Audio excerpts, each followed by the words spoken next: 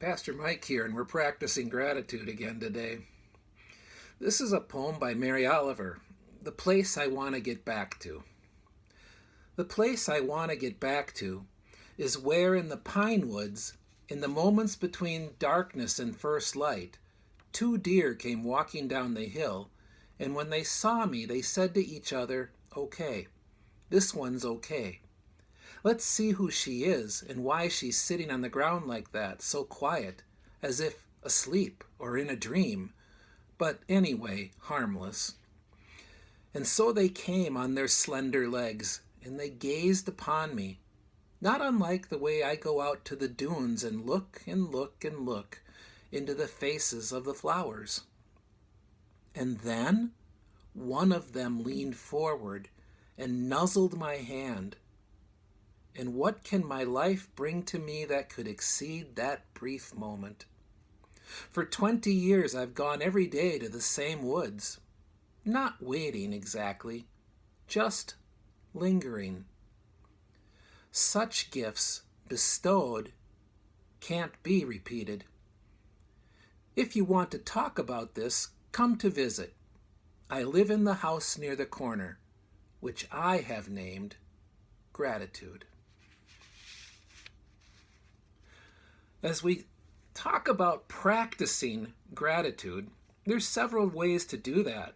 I think last time we visited about, at the end of the day, recalling which moment was I most filled with gratefulness and which moment was I least grateful.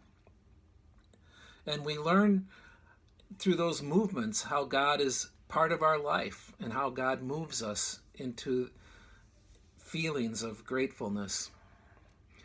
A second thing we can do, it's amazing nowadays actually, is to actually send a thank you note with a stamp and mail it. And I almost can guarantee you'll be thanked for thanking somebody. Another practice is called savoring. You see, our brains from way back, having to notice everything that was wrong and dangerous, our brains are like, for survival, our brains are like Velcro for negative experiences. And for positive experiences, unfortunately, they're more like Teflon. They don't stick as well. And so savoring is when those positive things happen, is to let them settle, to marinate in it for a little bit, to let them soak in.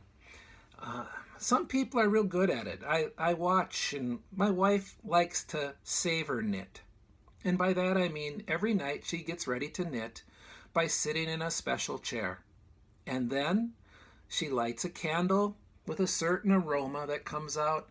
She turns on this little water fountain, and then she puts her legs up, and the dog notices the routine, hops up on the chair, and lays his chin on her ankle.